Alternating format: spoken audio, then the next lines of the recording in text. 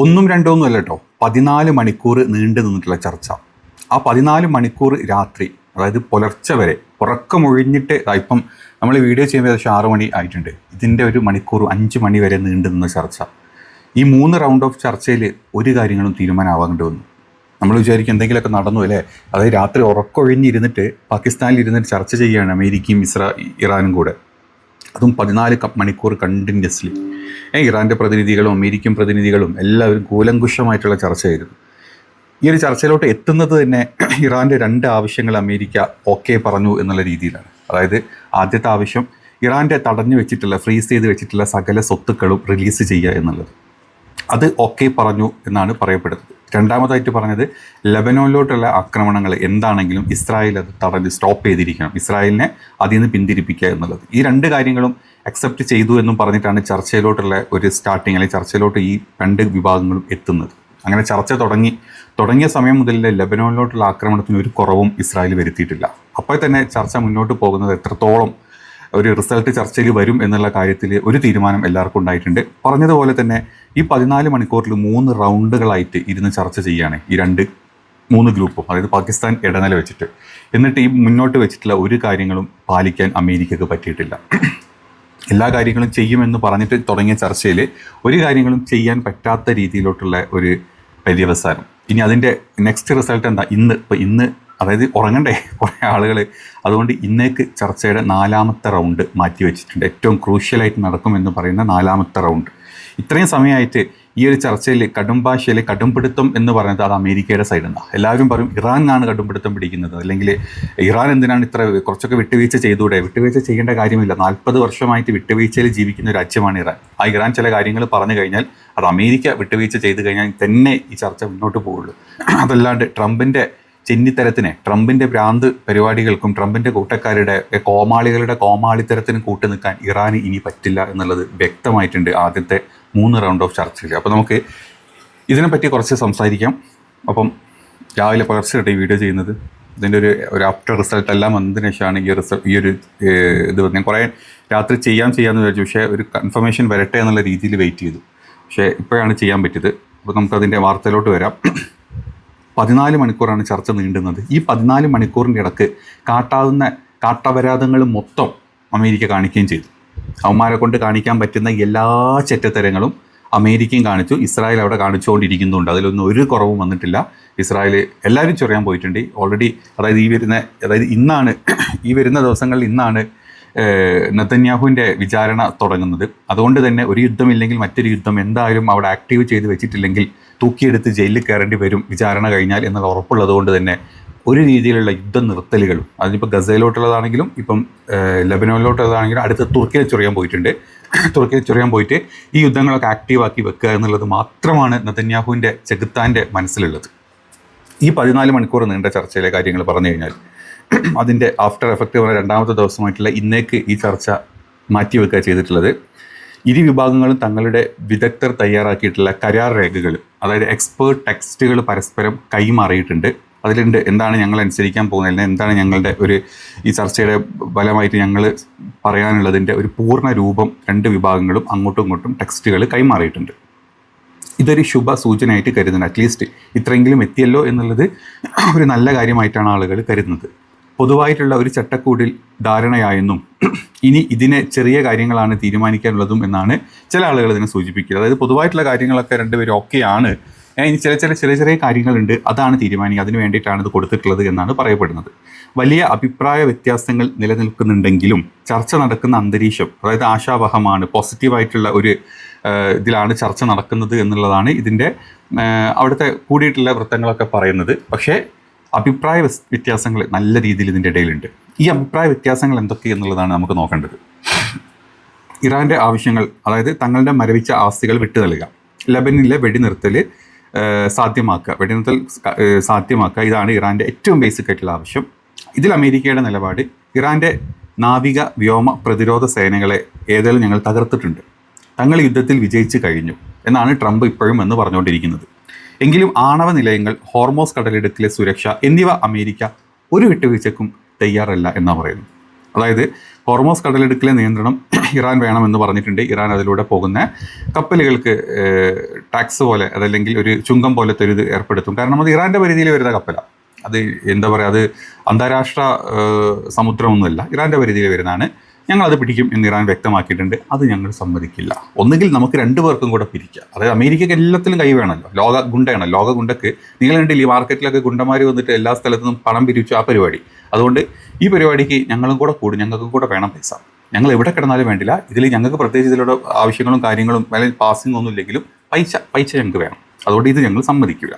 ഇനി രണ്ടാമത്തെ കാര്യമായിട്ടുള്ളത്, ഇറാൻ്റെ വിട്ടു നൽകാമെന്ന് പറഞ്ഞിട്ടുള്ള ഈ ആസ്തികൾ അത് എത്രത്തോളം വിട്ടു തരും അല്ലെങ്കിൽ അത് റിലീസ് ചെയ്യുമോ എന്നുള്ള കാര്യത്തിൽ ഒരു ഉറപ്പും ഞങ്ങൾ പറയുന്നില്ല. ഇനി അത് മാത്രമല്ല, ആണവ പദ്ധതികൾ, ഇറാൻ്റെ യുറേനിയം സമ്പുഷ്ടീകരണം, ബാക്കി ആണവ പുതിയ പ്രോഗ്രാമുകളും അതും ഞങ്ങൾ സമ്മതിക്കില്ല. ഈ കാര്യത്തിൽ അമേരിക്ക ഒരു രീതിയിലും വിട്ടുവീഴ്ച ചെയ്യില്ല എന്നാണ് അമേരിക്ക പറഞ്ഞത്. അപ്പോൾ അതുകൊണ്ടാണ് പറയുന്നത് ഈ 4ാം റൗണ്ട് ഓഫ് ചർച്ച ഏത് രീതിയിലാണ് വിദഗ്ധർ ശുഭ പ്രത്യാശ വെക്കുന്നത് എന്നുള്ളത് മനസ്സിലാവുന്നില്ല. ഏതായാലും ഇതാണ് ഇവിടുത്തെ യഥാർത്ഥ തടസ്സങ്ങളായിട്ട് ഇപ്പോൾ നിൽക്കുന്നത്. അപ്പം ചില വിദഗ്ധ നിരീക്ഷണങ്ങൾ ഇതിൻ്റെ ഇടയിൽ കൂടെ വരുന്നുണ്ട്. നിർണായക ഘട്ടങ്ങൾ, അതായത് യുദ്ധം തുടർന്ന് ഇരു രാജ്യങ്ങൾക്കും ഇസ്രായേലിനും ഇനി താങ്ങാവുന്നില്ല ഒരു അവസ്ഥയല്ല എന്നുള്ളത് വ്യക്തമായിട്ടുണ്ട്. അതുകൊണ്ടാണ് ഇത്തരത്തിലുള്ള ചർച്ച നടന്നത്. ഇതിൽ ഒരു ഒത്തുതീർപ്പിന് എല്ലാവരും നിർബന്ധിതമാകുന്നുണ്ട്. അതായത് സുരക്ഷാ നിരീക്ഷകരായിട്ടുള്ള പല ആളുകളുമാണ് ഇത് അഭിപ്രായപ്പെടുന്നത്. അതുപോലെ ഇസ്രായേൽ എന്ന് പറഞ്ഞൊരു ഘടകം, യുദ്ധം നിർത്തണമെന്ന് ഇസ്രായേലിന് ഒരു രീതിയിലും താല്പര്യമില്ല. ഇസ്രായേലിന് യുദ്ധം മുന്നോട്ട് പോയിക്കൊണ്ടിരിക്കുക. അവിടുത്തെ തീവ്ര വലതുപക്ഷത്തിൻ്റെ ചിന്ത, ജൂത വിശ്വാസത്തിൻ്റെ ചിന്തയിൽ, ഈ വിശാല ഇസ്രായേലിൻ്റെ ചിന്തയിൽ യുദ്ധം മുന്നോട്ട് കൊണ്ടുപോകുക എന്നുള്ളതാണ് ഇസ്രായേലിൻ്റെ മനസ്സിലുള്ളത്. അവിടുത്തെ ആളുകൾ ചെത്താലും അല്ലെങ്കിൽ ഒന്നും കുഴപ്പമില്ല. പക്ഷേ അവിടുത്തെ 70% ആളുകൾ ഇപ്പോഴും പക്ക ചെറ്റ ചിന്താഗതിയിൽ പോകുന്ന ആളുകളായതുകൊണ്ട് ഈ മുസ്ലിം രാജ്യം അങ്ങോട്ട് തകർന്നോട്ടെ, ഞങ്ങൾക്ക് അവിടെ കുരുതി കൊടുത്തിട്ട് ഞങ്ങളുടെ ദൈവത്തിനെ സമ്പുഷ്ടീകരിച്ചിട്ട് സ്തുതിച്ചിട്ട് ഞങ്ങൾക്ക് വിശാല ഇസ്രായേൽ ഉണ്ടാക്കണം എന്നുള്ള ചിന്തയിൽ ജീവിക്കുന്ന ടീമാണ് അവിടെ ഉള്ളത്. അതുകൊണ്ട് അവർക്ക് ഇതിങ്ങനെ മുന്നോട്ട് കൊണ്ടുപോകണമെന്ന് വലിയ താല്പര്യമുണ്ട്. അപ്പം ഇനി അമേരിക്കക്ക് ഇതിൽ ഇടപെട്ട് കുടുങ്ങിയിരിക്കുന്ന അവസ്ഥയാണ് അമേരിക്കക്ക്. അതായത് ഞങ്ങളുടെ ആ മുമ്പിൽ കൂർത്തുന്ന 2 പല്ലുണ്ടല്ലോ, അതങ്ങ് വെട്ടിക്കളഞ്ഞല്ലോ ഇറാൻ ഓൾറെഡി. അപ്പം ഇനിയിപ്പം ഇങ്ങനെ ഒത്തി വെച്ചിട്ട് ഞങ്ങൾ അതെപ്പോഴും ആ പഴയ ഡ്രാക്കുളയണേ എന്നുള്ള ചിന്ത കൊണ്ടുവരണം എന്നുള്ളതാണ് അമേരിക്കക്ക്. അതുകൊണ്ട് ഇപ്പോൾ ഇവർ പരസ്പരം കൈമാറിയിട്ടുള്ള ഈ ടെക്സ്റ്റുകളും കാര്യങ്ങളുടെയൊക്കെ യഥാർത്ഥ പൂർണ്ണ രൂപം എത്രത്തോളം മുന്നോട്ട് കൊണ്ടുപോകാൻ പറ്റും എന്നുള്ളത് ഇന്നത്തെ ചർച്ചയിലാണ്, ഇന്നത്തെ അവസാനഘട്ട ചർച്ചയിലാണ് നമുക്ക് മനസ്സിലാവുക. ഇപ്പം ഇസ്ലാമാബാദിൽ ഇപ്പം ഏകദേശം നമ്മളെക്കാൾ ഇപ്പം ഇവിടെ 6:30 ആയിട്ടുണ്ടെങ്കിൽ ഇസ്ലാമാബാദിൽ ഇതിനേക്കാൾ ഒരു 3/4 മണിക്കൂർ പിന്നിൽ 5:45 ആയതേ ഉള്ളൂ. അപ്പോൾ ഇനി അവരൊക്കെ ഒന്ന് ഫ്രഷപ്പ് ചെയ്തിട്ടായിരിക്കും അടുത്ത ചർച്ചയിലോട്ട് ഇത് പോകുന്നത്. ഇനി ഇതിൻ്റെ ഇടയിൽ കൂടെ ട്രംപ് എല്ലാ ചെറ്റത്തരങ്ങളും കാണിച്ചു നമ്മൾ പറഞ്ഞിട്ടുണ്ടല്ലോ. അപ്പോൾ ഇന്നലെ രാത്രി നടന്നിട്ടുള്ള ട്രംപിൻ്റെ ചില ചെറ്റത്തരങ്ങൾ എന്താ നമുക്ക് നോക്കാം. ഈ ചർച്ച അവിടെ നടന്നുകൊണ്ടിരിക്കുന്നതിൻ്റെ ഇടയിലാണ് US-ൻ്റെ 2 കപ്പലുകൾ, നാവികസേനയുടെ 2 കപ്പലുകൾ ഹോർമോസ് കടലിടുക്ക് അങ്ങോട്ട് ക്രോസ് ചെയ്ത് പുറത്തോട്ട് എത്താം എന്ന് വിചാരിച്ചു. കൂട്ടത്തിൽ അവിടുത്തെ ഇറാൻ്റെ കടൽ മൈനുകളൊക്കെ ഇടാനിട്ട് അതൊക്കെ എടുത്ത് മാറ്റി ഞങ്ങൾ എന്തോ അവിടെ അങ്ങോട്ട് തുറന്നു കൊടുക്കാം എന്നുള്ളൊരു പരിപാടിൻ്റെ ഇടയിൽ കൂടെ ചെയ്ത് നോക്കി. ഇവിടെ ചർച്ച നടക്കുന്നു, അവിടെ ചതി നടക്കുന്നു. ഇവിടെ ചർച്ച നടക്കുന്നു, അവിടെ ചതി നടക്കുന്നു. ഇതാണ് നമ്മൾ പണ്ടേ പറഞ്ഞത്. അപ്പം US-ൻ്റെ USS മിഷേൽ മോഫി എന്ന് പറഞ്ഞിട്ടുള്ള DDG-112, അതുപോലെ തന്നെ USS-ൻ്റെ ഫ്രാങ്ക് E. പീറ്റേഴ്സൺ എന്ന് പറഞ്ഞിട്ടുള്ള 2 കപ്പലുകളാണ് ഹോർമോസിലെ അതിർത്തിയിലോട്ട് കടന്നു പോയിട്ടുള്ളത്. അങ്ങനെ കടന്നു പോയിട്ട് ഞങ്ങളിത് അവിടെ തുറന്നിട്ടുണ്ട് എന്നുള്ള പ്രസ്താവനയും കൂടെ നമ്മുടെ ചെന്നി മൂത്ത കളവൻ അടിച്ചു വിട്ടു. അപ്പം ഇറാൻ വ്യക്തമായിട്ടുള്ള മറുപടി കൊടുത്തു. ഇതിലൂടെ മുറിച്ച് കിടന്ന 2 കപ്പലിനെയും ഇറാൻ IRGC അതുപോലെ കൊണ്ട് തടഞ്ഞു. തിരിച്ച് വന്ന വഴിക്ക് വിട്ടോളാൻ ഇറാൻ പറയുകയും ചെയ്തിട്ടുണ്ട്. അതിൻ്റെ ന്യൂസിൻ്റെ കുറച്ച് കാര്യങ്ങൾ പറയാം. അതായത് ഹോർമോസ് കടലെടുക്ക് മുറിച്ച് ശ്രമിക്കാൻ കടന്നിട്ടുള്ള അമേരിക്ക US യുദ്ധക്കപ്പലിനെ ഇറാൻ്റെ IRGC കണ്ടെത്തുകയും ശക്തമായിട്ടുള്ള മുന്നറിയിപ്പ് കൊടുക്കുകയും ചെയ്തിട്ടുണ്ട്. മുന്നറിയിപ്പ് കിട്ടിയതോടുകൂടി എന്ത് ചെയ്തു, കപ്പൽ പെട്ടെന്ന് ഗതി മാറ്റി പേർഷ്യൻ ഗൾഫിൽ നിന്നും അറേബ്യൻ കടലിലേക്ക് പിൻവാങ്ങി 30 മിനിറ്റിനുള്ളിൽ അവിടുന്ന് ഓടിപ്പോകാണ്ടായിട്ടില്ല. അല്ലെങ്കിൽ 30 മിനിറ്റ് ഉണ്ട്, ഇവിടെ ചർച്ച നടന്നോട്ടെ, അതൊന്നും കുഴപ്പമില്ല. 30 മിനിറ്റ് കൊണ്ട് 2 കപ്പൽ ഞങ്ങൾ മുക്കിക്കളയെന്ന് പറഞ്ഞു. ഇത് കേട്ട് പേടിച്ചിട്ട് പേർഷ്യൻ കടലിൽ നിന്ന് അങ്ങോട്ട് മാറ്റി അറേബ്യൻ കടലിലോട്ട് സംഭവം ഇങ്ങനെ സൈഡാക്കി പാർക്ക് ചെയ്തു. ഇതാണ് അവിടെ യഥാർത്ഥത്തിൽ നടന്നത്. ഇതങ്ങോട്ട് വണ്ടി കയറി അല്ലെങ്കിൽ ഈ ഷിപ്പ് അങ്ങോട്ട് കയറിയപ്പോൾ ട്രംപ് അപ്പുറത്ത് പോസ്റ്റ് ചെയ്യാൻ തുടങ്ങി. ഞങ്ങൾ വണ്ടി വിട്ടേ, ഞങ്ങൾ മൈൻ മാറ്റിക്കൊണ്ടിരിക്കുകയാണ്, നിങ്ങളെല്ലാവരും കൂടി ഓടി വരൂ എന്നും പറഞ്ഞിട്ടുള്ളൊരു പോസ്റ്റ് അങ്ങോട്ട് ആ പോസ്റ്റ് ഇട്ടതേ മുമ്പ് ഒരു പിന്നെ മൊത്തം മുഞ്ചലായിരുന്നു. അതുകൊണ്ട് ഇതിൻ്റെ ഇടയിൽ കൂടെ ചെയ്തുകൊണ്ടിരിക്കുന്ന പരിപാടികളാണ് ഈ കണ്ടുകൊണ്ടിരിക്കുന്നത്. ഇത് മാത്രമല്ല, വേറെ പല പരിപാടികളും ഇതിൻ്റെ ഇടയിൽ കൂടെ ചെയ്യാൻ അവർ ട്രൈ ചെയ്യുന്നുണ്ട്. എന്താ അവർ വിചാരിച്ചു ഇതിൻ്റെ ഇടയിൽ കൂടെ ഹോർമോസിലൂടെ ഇവരങ്ങോട്ട് മാറി എല്ലാവരും കൂടെ എൻ്റെ പിന്നാലെ അങ്ങോട്ട് പോയി ആ ഹോർമോസ് തുറന്നേ ഇറാൻ തോറ്റേന്നും പറഞ്ഞിട്ട് അവിടുന്ന് നൈസായിട്ട് സ്കൂട്ടാവാന്നായിരിക്കും വിചാരിച്ചിട്ടുണ്ടാവുക. പക്ഷേ അതവിടെ ഇറാൻ്റെ IRGC അതങ്ങനെ പരിപാടി നിർത്തിക്കൊടുത്ത്. അതാണ് ഒരു ചെറ്റത്തരത്തിൻ്റെ ഇടയിൽ കൂടെ കാണിച്ചത്. പിന്നെ ഇതേ സമയത്ത് തന്നെ നമ്മൾ പറഞ്ഞ പോലെ മിഡിൽ ഈസ്റ്റിലും അതുപോലെ തന്നെ ഇസ്രായേലിലും മാക്സിമം സപ്ലൈ കൊടുത്തിട്ട് തീർന്നുപോയ സപ്ലൈ ഒക്കെ കൊടുത്ത് നിറച്ചുകൊണ്ടിരിക്കാൻ നോക്കുന്നുണ്ട്. ഇന്നലെ ബെൻഗുരിയൻ എയർപോർട്ട് നമുക്കറിയാം ഏകദേശം പകുതി പൊളിച്ചിട്ടതാണ് ഇറാൻ്റെ മിസൈലുകൾ. അവിടെ വേറെ യാത്രാ മാർഗ്ഗങ്ങളൊക്കെ ഓൾമോസ്റ്റ് കംപ്ലീറ്റ്ലി സ്റ്റോപ്പ് ചെയ്തിരിക്കുകയാണ്. അവിടെ ഇന്നലെ അമേരിക്കയുടെ കുറേ എന്താ പറയുക റീഫില്ലിംഗ് ടാങ്കർ ജെറ്റുകൾ അല്ലെങ്കിൽ വിമാനങ്ങൾ വന്നിറങ്ങിയിട്ടുണ്ട്. അതുപോലെ തന്നെ കൂട്ടത്തിൽ കുറേ ചരക്ക് വിമാനങ്ങളും വന്നിറങ്ങിയതിൻ്റെ ദൃശ്യങ്ങളും അല്ലെങ്കിൽ അതിൻ്റെ കുറേ വീഡിയോസൊക്കെ ഔട്ടായിട്ടുണ്ട്. അപ്പോൾ അതിൽ പറഞ്ഞിട്ടുള്ളത് there has been detected of unusual series activity involving the take off approximately 6 refuelling aircraft from Ben Gurion Airport, which are currently operating in the air triangular area between Iraq, Syria and Jordan. അതായത് Iraq, Syria and ജോർദാൻ്റെ ഈ ഒരു ഇതിലൂടെ ഏകദേശം 6 aircraft, അതായത് റിഫില്ലിംഗ് എയർക്രാഫ്റ്റിൻ്റെ unusual ആയിട്ടുള്ള പറക്കലുകൾ ഇതിൻ്റെ ഇടയിൽ കൂടെ ശ്രദ്ധയിൽ വിട്ടിട്ടുണ്ട്.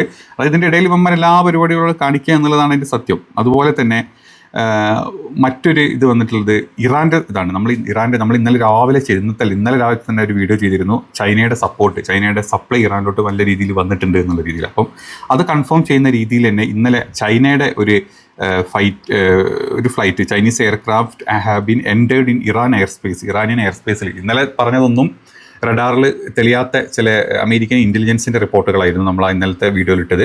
ഇന്നിപ്പം റഡാറുകൾ തെളിഞ്ഞുകൊണ്ട് തന്നെ ചൈനീസ് എയർക്രാഫ്റ്റ് ഇങ്ങോട്ട്, അതായത് ഇറാൻ്റെ എയർസ്പേസിൽ ഇന്നലെ രാത്രി കണ്ടതായിട്ടുള്ള റിപ്പോർട്ടുകളും വരുന്നുണ്ട്. അതായത് അവിടെ ഇസ്രായേലിലും മറ്റ് സ്ഥലങ്ങളിലും ഇവർ നിറച്ചുകൊണ്ടിരിക്കുമ്പം ഇപ്പുറത്ത് ഇറാനുള്ള സഹായവുമായിട്ട് ചൈനയാണ് ഏറ്റവും കൂടുതൽ പുതുതായിട്ട് അങ്ങോട്ടുള്ളത് സപ്ലൈ ചെയ്യുന്നത് എന്നുള്ളൊരു റിപ്പോർട്ടുകളാണ് പുറത്തോട്ട് വന്നിട്ടുള്ളത്.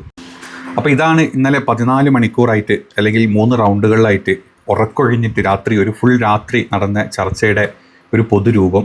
ചർച്ച എവിടെ എത്തിയിട്ടില്ല, കാര്യങ്ങളൊക്കെ പരസ്പരം സംസാരിച്ച് കൈമാറി. ഇനി അതിൽ ഒരു 4ാമത്തെ റൗണ്ട് ഇന്നുണ്ടാവും എന്ന് പറയപ്പെടുന്നു. അതിൻ്റെ ഇടയിൽ കൂടെ ട്രംപിന് ചെയ്യാൻ പറ്റുന്ന എല്ലാ തന്തയില്ലായ്മത്തരവും ട്രംപ് ആയിക്കൂടെ ചെയ്യുന്നുണ്ട്. ശരിക്കും എല്ലാം കൊണ്ടും ഒരു വെകിളി പിടിച്ചിട്ടുള്ള ഒരു ചെന്നി പ്രാന്തം ചെയ്യുന്ന കാര്യങ്ങൾ അതുപോലെ ട്രംപ് അവിടെ കാണിച്ചു കൂട്ടുന്നുണ്ട്.